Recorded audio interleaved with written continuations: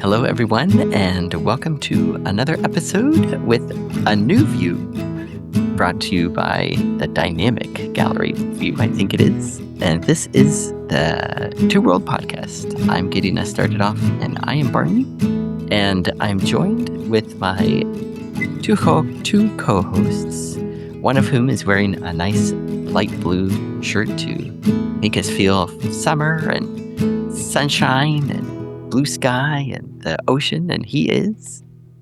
Hi there. My name is Ken. Thank you. And our other co-host, he is. I am Jacob. And it's been a while since we have had a discussion of an episode from Northern Exposure. So we thought it would be fun to take a look at an interesting one that it stays a little bit true to the way that Northern Exposure goes, but it also goes a little bit beyond it, as in a lot of the episode is not filmed in Sicily, but in the wilderness. And this is the first episode of season number 4, where we find that one of the main storylines is Maggie is turning 30. And I think that a few Northern Exposure specific episodes ago, we talked about one where Maggie had another milestone where I guess maybe she was also around 30-ish or so, and she found a letter that she had written to herself when she was 15. And this episode also, in the timeline of Northern Exposure, this is a few seasons before that episode, but it also involves letter writing. It has a lot of other fun stories, fun Marilyn story, and an interesting, very, very typical Maurice story that we can look at, and a nice conclusion at the end. So what do you guys say? Shall we get started looking at the episode? Sounds good. Yeah. Definitely. Let's dive in. Yeah. I guess, shall we take a look at Maggie's storyline, or yeah, okay. So what I think we get started with, a lot of people are, so being small town, everyone knows that it's Maggie's birthday, and a lot of people are asking her, what is she going to do? And kind of, I don't know if it's the perception of the early 90s or whatnot, but the people, or if it's just the way that the episode was written, but there seems to be a huge weight attached to turning 30 in this episode that I think might be a little bit hard to connect with now, more than 30 years later, where people turning 30, they're making decisions about, their lives and whatnot. And, a lot of, I think we have the sense that everything's still open and available. You might even have a few career changes. You might have kids for the first time ahead of you. You might go back to school. All of that seems completely possible now, but we get the sense in this episode that, especially from statistics that Chris gives us, that 30 is the point of no return. Do you guys get that sense in this episode? Oh, for sure. Yes, I think he quotes that 95% of people, if they haven't figured out connection with a significant other or their career by the time they're 30, they're not going to figure it out at all. And so No. he's like, Maggie, well, at least you have 5% to work with. And she's like, oh, thanks a lot, Chris. Wow. Very encouraging there. I'm curious for you guys because I turned 30 in a different decade than you all turned 30. I remember absolutely nothing about it, and mainly because I was 8-9 years into a teaching career, and I felt like this was it, unless my masters would lead me somewhere else. Hmm. How did you guys feel as contrasted with maybe what Chris was pronouncing? That's a great question. Do you want to go first, Barney, or do you want me to? Yeah, sure. Sorry. Yeah, I think that I really had the sense, what I would have been about 5 years into living in Japan. So that kind of felt like such an unusual turn that it still had a lot of like, am I taking things seriously enough? Still living in an apartment and whatnot. And, you know, are things going to really change from here? Am I suddenly going to decide to go back to America? It felt like I hadn't really set myself on a specific path at that time. And And my wife, who I wasn't married at the time, but my wife said, you should do something kind of big for 30. And I ended up taking a trip to see my good friend in Germany that year. And at first I thought, oh, it's just 30. I don't really want to attach anything big significant to it. But I was glad that I did make something special out of that birthday. But yeah, for me, it really felt like anything, the direction of my life could still really go anywhere at 30. That probably pretty different from what we see, in the episode, I think, or was what they intend for us to kind of sense in the episode, I think. Hmm. That's Jacob. really interesting. Yes. Well, for me, by age 30, Katie and I had been married already at that point for 7 years, and we had 2 children Mhm. already by that point. And so I graduated from my doctoral program that year, and I started working at Worcester Mennonite Church as the pastor that year. So a lot of things converged at age 30 for me. And I remember Katie organized a gathering of people who I knew at the time and that felt significant. I didn't feel a sense of crisis, like my youth was dying or it was an end of an era, but I did felt a sense of excitement because I just had finished that Mm, program and I was launching out into mm, pastoral ministry. And so, but I definitely did feel that by age 30, a lot of things had converged or were going in a certain direction for sure. Yeah. That's an interesting mhm. opportunity to just stop and think about that. How about for you, Ken? Is there anything else that you would say about where you were at that point? I think I had just gotten my master's. It took a while because I had moved from the Cincinnati area after 3 years of teaching up to Medina County, which is a county north of where Jacob and I are, south of Medina County in Wayne County, Ohio. And I was just married, I believe, for the first time, no children. So I'm sure there was some thought given to, okay, what about offspring? So, Mm, there was that. Other than that, I didn't feel, totally affected by some of the angst that mm, Maggie was to face. mm. I probably thought things like, well, I'm still playing softball in the summer. And a- as opposed to when I last played for our church, Jacob, when I would get a hit and get to first base and someone from the bench would yell, "Would you like a runner?"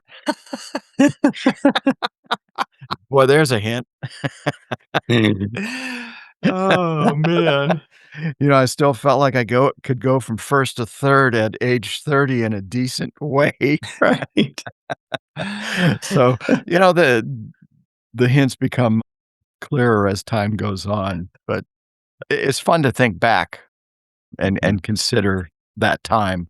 mhm, mm, I saw this series of YouTube shorts, or no, maybe it was actually on Facebook Reels, where somebody has a little caption like, "Before I was 30," and it shows him like jumping out of the bed of a truck and landing on his feet.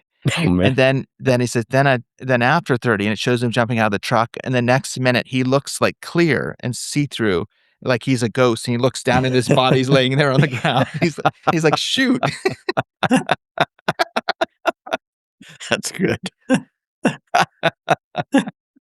There's like a Oh, series of man. them. There's several others, like jumping over a fence or like little like Mm, physical things that you don't think about, and sure. then as you age, you're like, "Oh, I can't do that anymore." But no, no. uh, Oh, so yeah, but Maggie viewed this all quite differently. Mm. it's Guys, you interesting. wanna rehash a bit of how she proceeded to celebrate her birthday? Yeah, I don't know what your take was, Barney, but I feel like Mhm. initially she was kind of ap unsure and n maybe more neutral, but she kept getting all this negative feedback from other people about Mm. turning 30, so slowly her confidence began to wane, and she's like, "Boy." So she keeps trying to kinda convince herself it's okay, that Mhm. it's gonna be this opportunity to unburden herself from, past breakups and losses and difficulties and, baggage she has from her childhood and, some dysfunction in her family, and then as we know in this show, one of the subplots is her former significant others perish unexpectedly, and so she Mhm. has all of these, like, people that she's dated in the past that she's writing letters to who are no longer living, and so she thinks, "Oh, turning 30 won't be loss of youth, it'll be more an opportunity to emerge into the new me, like Mhm. a new Mhm. self, like a fuller, more authentic version of myself." So she hears from Ed about this practice where people would go to the river and write letters to former family members and friends or other people that they cared about, and they believed that the river would deliver those letters, and so that's her opportunity to unburden herself, and so she plans to camp and to have time alone for her 30th. So I think it's her own way of dealing with all this negative feedback she's received and also that kind of concern about aging and becoming less than. So I don't know, what is your take, Barney, on her Yeah, response? that's a really great way to the way that you've phrased it. I think especially, like, kind of the people who we could say are from her own culture or who are closest who she could most closely connect with, she goes into the bar and then, you know, Shelley says, "Wow, you're going to turn 30." She's like, I'm looking down the barrel of 21 and I'm ready to call a timeout."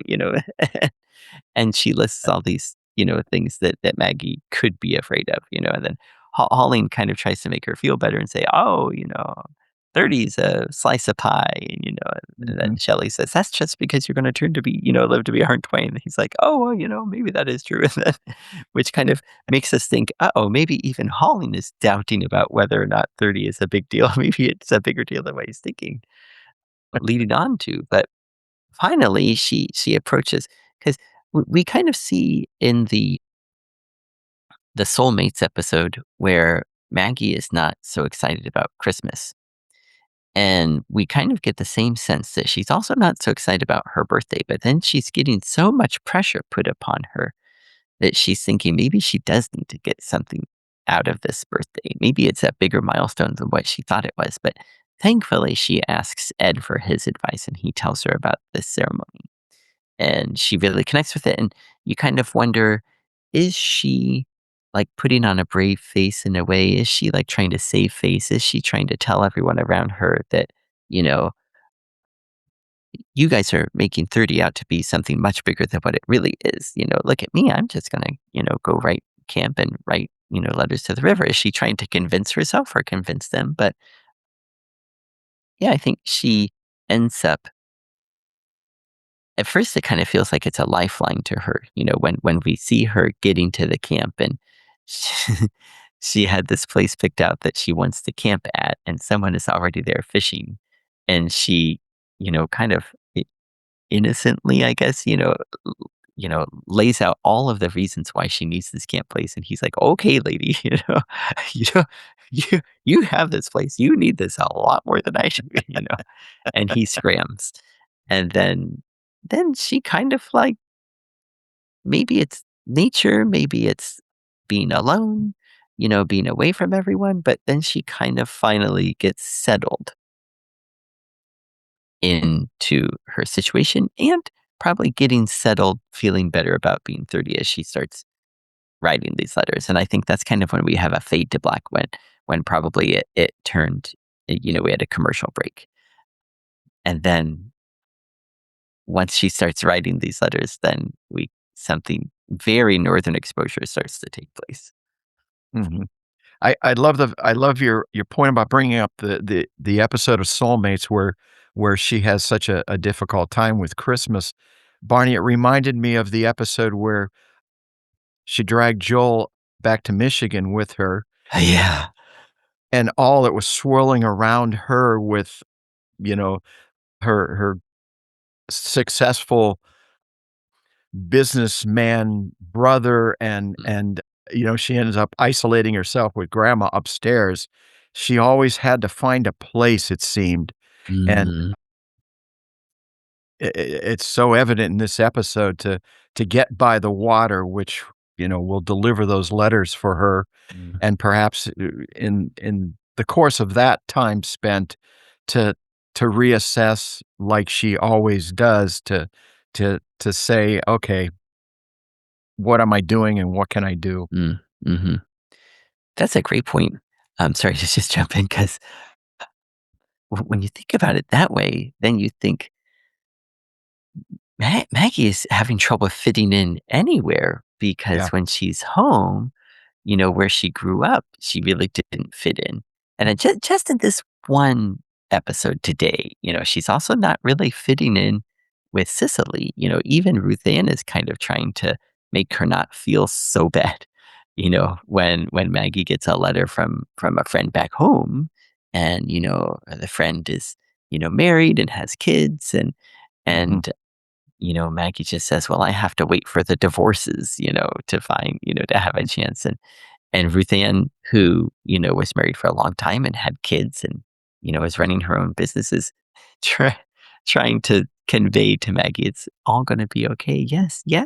Believe what you want. You are. Yes, you are successful. And, Maggie tries to justify herself, like saying she intentionally doesn't want those things. She chose to be a bush pilot in Alaska because she doesn't want to be tied down to someone. She doesn't want to be married. She doesn't want to have kids. She's kind of telling herself and telling Ruth Ann at the same time. And so in this case, we thinking about the episode when she goes home to Grosse Point, we see really Maggie, a real kind of raw sense of Maggie, like without any defenses, and that probably shows why she really needed to get away even more. As you were talking earlier about her experience writing these letters, you said, and something unfolds in a very northern Mhm. exposure way, and hoping we can take a little time to process that. Because normally when you think of writing letters, it's one directional. It's about the author, the person who's unburdening themselves or expressing their emotions and letting it go. But in this case, Maggie is experiencing an infection. We kind of come to find out right before she leaves when she meets Joel. He's like, "Oh, your Right. temperature's a little elevated." And then Mm. as the episode unfolds, she starts to feel worse and worse, and she starts hallucinating because of this infection. So one of her former boyfriends shows up and he's upset I about know. the contents of the letter she's written. And, from Maggie's point of view, she knows her own intent and she thinks what she's written is sweet and neutral because when you write in that way, there's no otherness. It's just all from your own perspective. But then when he shows up, he's offended by how she talks about him and their relationship. And he's giving her all this negative feedback. She's like, no, wait, it wasn't so bad, was it? And he walks away from her. And so she pursues him and she walks through the woods. And then when she finds him, there's like a picnic table with all of her former boyfriends sitting there and they're eating together. And they all start complaining and ganging up on her about how she had these controlling tendencies and Mm. she had a way of responding that was sarcastic and Mm. cutting and she would shut them down and then she responds to one of the criticisms was a certain phrase, and the other guy's like, "That's from my book. You would take my the way I would say things and use it as yeah, for your own purposes all the time." And it gets just get snowballs, it keeps getting worse and worse. So I kind of wondered, I mean, that was a delightful scene. I mean, not for Yeah, her, but I mean, just the right. playfulness of the characters and how they wrote that dialogue. What did you think of that part? I would love to ask you both. I I I can remember, the camera view as you came into the scene. Mm. I thought this is gonna be fun because these guys and the conversation was very natural, as I recall, and yeah, uh, I don't know if I should call it typical guy stuff, Uh-huh. but in this case, lambasting Maggie, it was like, "Now we're taking our shot." This and man, Oh my Barney, god. I know, I love how he said, "How could you write those things about me?" And then he's like, "You liked when the one boyfriend who was a little bit buff, he's like, "You liked how I worked out," and just like, "You wrote that I was preening in front of the mirror," and then when they were saying about her being, passive aggressive, and she's like, "Well, you guys can think what you want," and they're like, "See?" Then and I like how the one boyfriend is, like, shivering because he's the one who fell asleep on the glacier and died. That's great.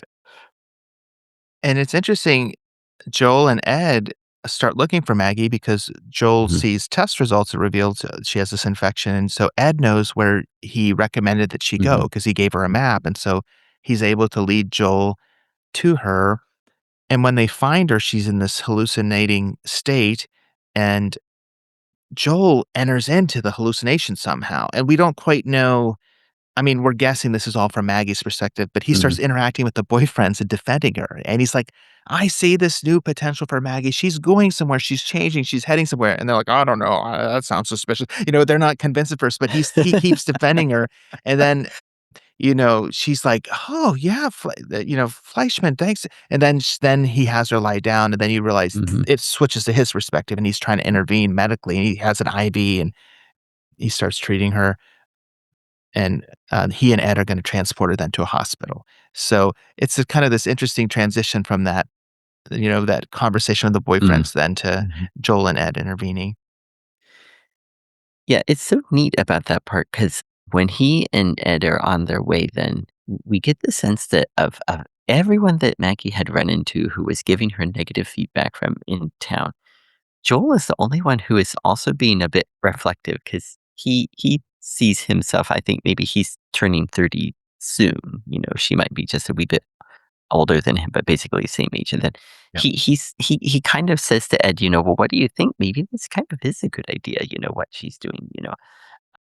At one time earlier in the episode, where he says he needs to find her, he's like, and she's out there on her own, writing letters to a river, but then later he's like, maybe that is kind of interesting, and he kind of reveals himself to Ed a little bit, saying how, he used to be, I forget he names his aunt or his grandma's, he was the whiz kid, for that his aunt or grandma always bragged about, because he skipped a grade in high school and, but now, now that he's older, no one really expects anything special out of him.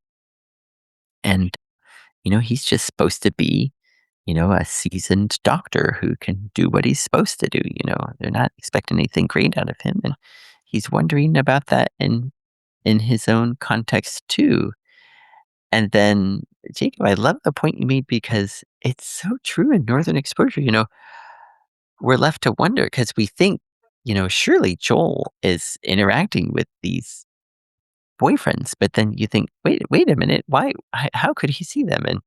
And then, but then you think, would Maggie really think that Joel is defending her? And so, You're right. what is whose perspective is this? And you're right because he says, you guys see her running from something, I see her running to something, and he really sticks up for her. But then of course there's that one typical Joel line where, he's getting the IV started and he's like, I have to move, I have to pull down your trousers a little bit. Don't try not to get turned on, which is typical Joel, thinking so great of himself. Just that one little tiny line that he has to get in there. But then, we quickly get back to him being real caring for her as we see with the end of the episode where he's gotten her back to, a real hospital and she's, getting herself recovered and she wakes up and is real surprised to see him there. And, he says how he had been there, just to make sure that she was okay. And, As she did so many times for him, was it mm, the dropsy? yeah, glacial dropsy. I That's mean, right. Joel Yeah. was in bad shape and mean, Mm, mm, and yet mm, mm, she mm, was there, and I love that the writers don't forget the past in the program mhm, and mhm, make it Yeah, he would do that. Yes, she Mhm. would do that. Mhm. Mhm. Yeah. Yeah. Yeah, and it's nice that towards the end of the episode, he's checking in on her at the hospital, and they I know that their relationship has lots of twists and turns, but in this moment, yeah, as you said, he's there for her and supporting her, and it's nice that she Mm. has somebody in her time of Mhm. need, Mhm. and like Yeah. she was there for him, he's there for her. So I like Mhm. that. Uh, Yep. do you see a connection between this theme of aging and the parallel storyline of Marilyn learning to drive? I'm kind of wondering if there's a way to connect the dots. I know that, so just for our listeners, one of the other major plot points of the episode is Marilyn wanting to get a license, and various people in her life either are invited to step in or offer to step in to help her. So Joel initially offers to help her drive, and she's like, "No, no, you make me nervous. I don't want to do that." He's like, "I make you nervous." He's very I make offended. you And then What? then Ruth Ann rides with her for a while, but finds it very stressful, and can't continue. And then finally, Marilyn approaches Chris, and Chris is like, I never thought of myself as a teacher. I'm more of a Mhm. student. And she's like, well, you're a good driver. He's like, I guess that's true. I do like the road. And then he gets inspired by the idea of teaching someone something, and he gets all philosophical. And so before I go any further, though, I just want to ask you, do you see any connections between these two, or is it just kind of a parallel story? Because I know the episodes sometimes interweave Mm. parallel Mhm. things, or sometimes they're just separate. So I don't know in this case if you see a connection between the two. Mm. Well, I could see it from the standpoint of Maryland's well past the minimum age to become a licensed driver, and perhaps she's thinking about how old she is, Mm. and this is a thing that maybe I should get done. Mm, I Barney, yeah. how do you see a connection? I'm just pulling that one out of the hat. Yeah. I can also see a sense of how, like, when, birthdays, are like a milestone, kind of like what the new year would be, what is it that I want to accomplish in this year of my life, and what am I going to be, kind of known for in this period, when I turn 30, people will see Mhm, me as blah, blah, blah. But maybe Marilyn is thinking, what is it that I like, just as when we have, birthdays and we have goals for ourselves, Marilyn is thinking it's finally time for her to get down and learn how to drive, to see what it's all about, maybe even, and have this accomplishment that she can hang her hat on in a way. And yeah, mhm. she I like how she approaches Chris, and in this Marilyn way, kind of not bossy, but she's kind of like with when she was looking for a dance partner with Holling, and she's like, "You'll do." It's same with, Chris, "You'll do. You can teach me. You have the benefit, the privilege of teaching me how to drive." And yeah, when they are on the road, because compared with how she was with Ruth Ann, and Ruth Ann gets real frazzled because Marilyn's all over, but, there's the one scene where, they're just really relaxed. Chris is so laid back, and it helps Marilyn, and she's, doing the best that she can, learning, with almost, no real instruction. But then I think it's along the way in one of their drives where they stop, and then he says, "It's time to take a look at the engine."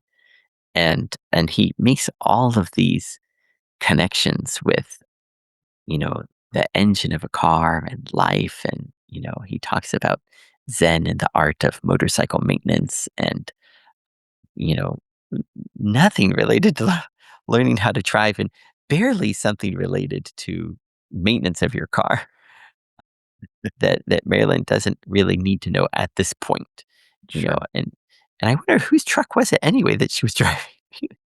Maybe it was Joel's, I don't know, because Chris drives the Harley, so Right. I don't know where it came from. Yeah. Yeah, that's a really good point. And I wonder that too because he has this whole s strain of thought where he says, "You have to have some sense of connection with your vehicle." And he talks about the road as this almost metaphorical sense of potential, like where you're going and the direction you're heading. And, when you're driving and you have a connection with your vehicle, you have agency and you're, determining that fate. He has these like very philosophical, grandiose senses of what it means to be on the road. And then he talks about what it means for him to drive a Harley and how he Mhm. has that Mhm. sense of connection. And he's trying to, I think, foster that for Marilyn and she's like, "Oh, uh-huh." Like, she's, like, kind of acknowledging what he's saying, but you don't really know how into it she is, and then, yeah, he really gets into explaining how the engine works, thinking philosophically, like, if you know how the engine works, it'll help you in some abstract way with being on the road, but the next time he goes to help her drive, he's like, "You ready to go, Marilyn?" She's like, "No, I don't Mhm. feel like it." And he's like, "Well, why not?" And she's like, "I just miss walking." And then that's Mm. kind of the end of it. And so Mm. so you have to wonder, like, what went on there? Did was Chris too much? And then he's reflecting on his radio show that evening, and he's saying, I finally got the chance to teach and I blew it. Somebody came to ask me for the time, and I told them how the watch worked." And he's like, Mhm. "But yeah, I'll learn from this. I'll learn." But he definitely was introspective and thought he had overwhelmed Marilyn, so that was kind of an interesting part of the story. Yeah, I I find real quick, I find it reminds me as an old math teacher, the controversy over allowing the calculator device versus, this long division can be fun. And and I remember having the analogy in my head, do I need to know how the engine runs in the car Mm. as opposed to simply starting it and driving it? Mhm. And Mhm. I really used to toss that one back and forth. Do I really need to know how to divide and multiply and get a common denominator? Or Yeah.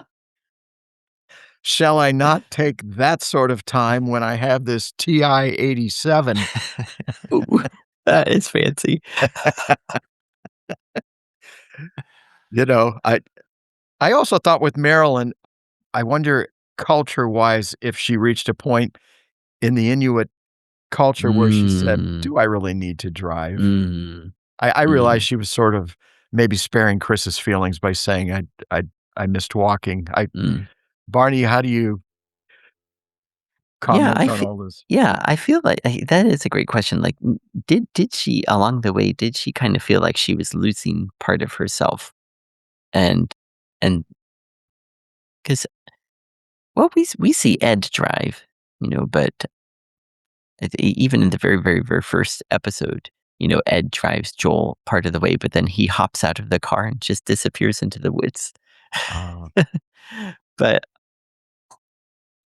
yeah, I feel like Marilyn's response, I would miss walking is really, really her. It's something that she would really and truly say. I feel like there have been other episodes where she's said something kind of really profound about, why she does or doesn't do things. I can't think of an example right off the top of my head now, but I feel like that's probably true that she probably would miss the simplicity of her life. I think it kind of brings up the question of, how much is too much technology. You know, w- yeah. why does the Amish life still have some appeal to it? That kind of thing. If you get too many things in your life, too many conveniences, even, then you lose something. You give away something, even though you have these things that are supposed to make it easier. The car, the truck is supposed to enable you to go places faster, but then what kind of stress does that create? And probably Marilyn along the way realized that she was probably appreciative of hearing Chris's thoughts and feelings and having him try to teach her. But then she probably realized in the end, having the ability to drive versus what she would lose with driving. Probably she felt that, yeah, probably she did feel that she would miss walking more than anything. Although you could still have your driver's license, but still walk everywhere. This wouldn't have to make such a black and white decision. But yeah, it was a neat way to let Chris off the hook, and his analogy of, someone asked me the time and I told them how to make a watch was so great. I wish that there were more places in life where you could use that analogy just to show off how great an analogy it is. Yeah, well said. Absolutely. Mhm. Yes. Well, shall we, transition to a third strand in the story plot with Maurice and his life story that he's writing? Or initially he's writing, then as the Yeah. episode progresses, his hand begins to cramp, and so he starts recording it on a little miniature tape recorder. And so, you know, I guess maybe since we've done that exercise of reflecting on Marilyn's story in light of Maggie and aging, maybe we could do that with Maurice. So, Mm. Mm. you see him writing his life memoir and he has these grandiose thoughts like, "Oh, this could, be a book club focus and people are gonna get this and, Yeah, yeah, yeah, yeah, school yeah. groups and others will, like, be inspired by it." And he has these feelings of self-importance, and so his view of aging is Mm, very mm, mm. self-aggrandizing and, triumphalistic. So maybe we could talk a little bit about, like, h how you see his part of the story relating and connecting. Mm. Well, I'd like to ask the question of you 2. I find this subplot unusual from the standpoint of Maurice's, we get the impression he's a live forever kinda guy. I can picture him standing at the top of that waterfall in the one episode, Yeah, you yeah, know, yeah, yeah. after he had the incident, the chest pains and so on. Mm, mm. Does this seem like he's portraying there is an end out there and this is a legacy thing? How did y'all see that part of it? I don't know, I kind of saw this in lining up with the Big Feast episode where, where Eric or I mean, where Ron says, these are things that Maurice says from time to time, and they are meant as an homage to Maurice. Okay, And, sure. yeah, like, how Maurice envisions this wonderful bit of literature, coming about and what it will do to change all of humanity. And even when, he's writing everything down with pencil, he even says, "Well, I thought about using the computer, but, if it was good enough for Hemingway, then it's good enough for me." So already, whatever this is, we're looking at something really great here. I love when he comes into the restaurant and he's talking with Holling and he's well, actually, when he first comes in, he's narrating how they first met, and he's like, "These 2 great men saw each other and instantly knew they had a connection," and then he uses some metaphor, about their strength, and then and and then Han's like, "Well, actually, I think you asked if I had a certain amount of, like, dressing or certain food item on the menu," and Reese's like, "I can't include that in the book. What are you thinking?" And he's like, "Strike that last part. Just say they recognized each other and they saw each other's I greatness or something." I walked into the local establishment, I think. And then I know Shelley he's like 2 like-minded explorers who saw that they would map the future of Sicily, Alaska together. make this a diamond in the rough, this small town and its greatness on the frontier of it's just like the language is so exalted Grandiose, yeah, yeah, grandiose, and strike Reese is like, that. "Actually, I think you were asking me about the menu." Or Holland was like, "I think you're asking me about the menu." And then Shelley comes in the meantime when he's recording, and she is bringing his salad. She's Mm, like, "Which dressing do you want?" And he's like, "Hold on a mm. second, hold on." And he doesn't wanna lose his train of thought, and so finally she's like, "Eat it plain, I'm going on." Everybody's getting so fed up with his, like, narration of his own greatness as he's Mhm, walking around mhm. town. Oh my. Oh my. And then there's Ruth Ann. Yeah. Right, right, right. Yeah, after after spending so much time, writing with a pencil, you know, and then he gets like carpal tunnel or something, and Joel, he thinks something's wrong and goes see him, and Joel says, that's what it is. You're everywhere. You're always writing this stuff down, and then he switches to the mini tape recorder, and then yeah, he's going around and just annoying everyone because these very vital and important ideas cannot be interrupted for anything. His time is too important. These ideas are even more important. And then he finds himself in Ruth Ann's store. And he at one point, he's, like, looking for something on the shelf, and she's like, "If it w" he asks her he stops recording for a second, and he asks her where it is, and she's like, "If it were any closer, it would, like, bite you in the face or something." And then he goes over, and he's like, "Oh, I need some more batteries, this is my tape recorder is running low, and it's really burdening me," or something. She's like, "It's burdening me too," or so "This whole thing's burdening me too," or so I forget the words she says, but, Uh-huh. you can tell she's had enough, and then Yeah.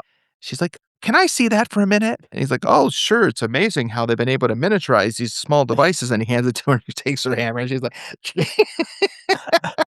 or just one hit, I think, is all it takes. She hits it. Yeah, yeah, yeah, yeah, She's like, "Oh, look at that." yeah. And he's Almost cartoon-like, it's Yeah, just perfect Ruth Ann.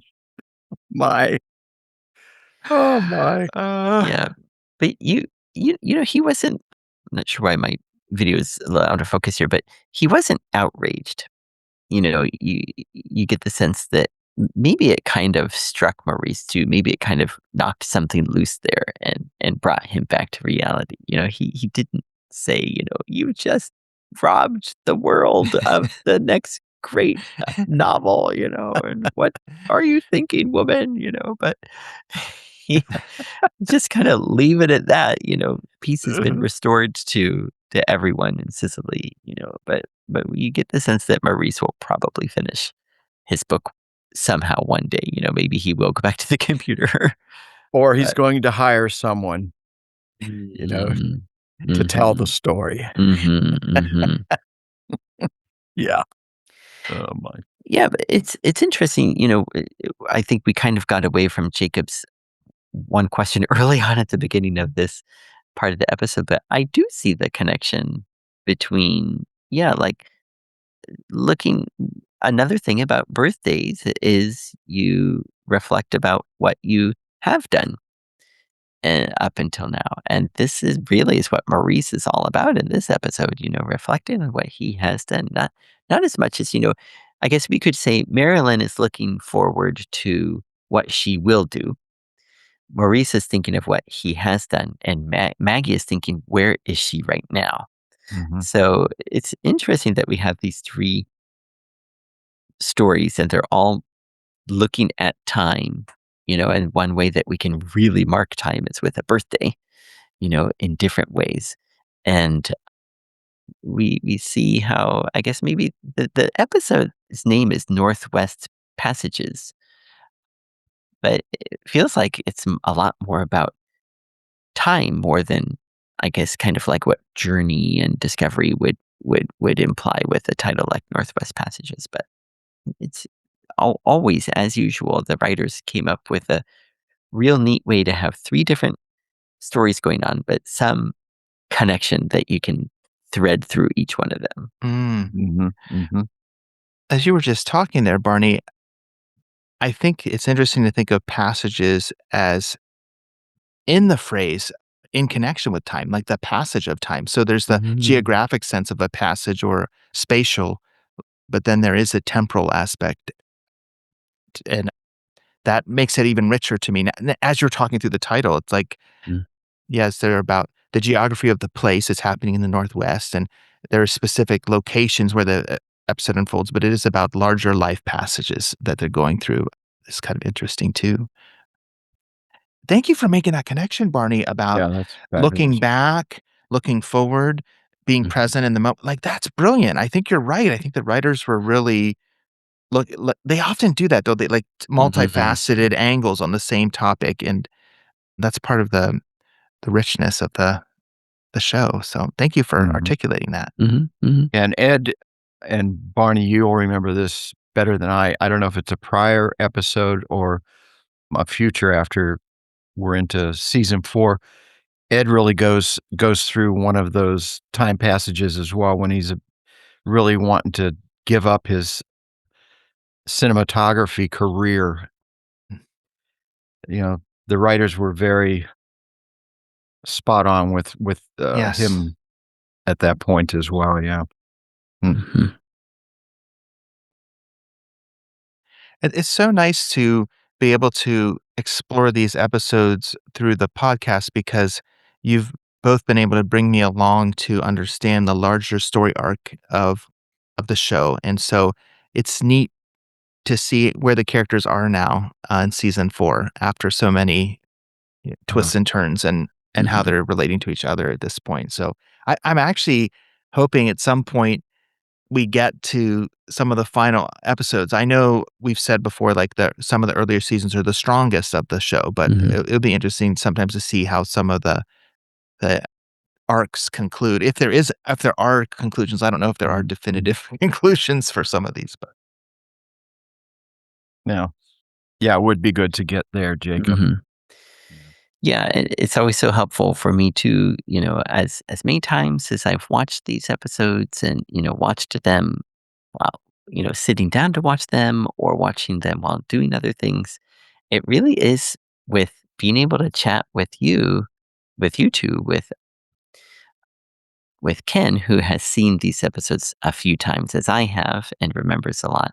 And then with Jacob, who has seen it for the first time, but still brings a lot of new perspective in. I think it helps all three of us, talking it over together to come up with, seeing these episodes and their meaning and potential meaning a lot deeper. And it makes it so much more enjoyable for me for this show that I already like so well, to begin with. And then, seeing these episodes one more time and talking about them together, I can find so much more that I like about it too. And just having the chance to see that what I thought was funny, you guys also thought was funny, and what I thought was Right. interesting, you thought was interesting too, and to share that is really great. Yeah. I is it possible for me real quickly to share just a footnote on Oh the yeah. episode?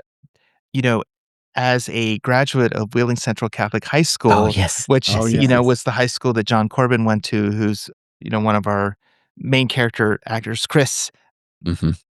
he will, as we've said before in previous episodes, name drop some of the former teachers he had at Wheeling Central, and another one made it into this episode, That's so Mr. great. Duffy.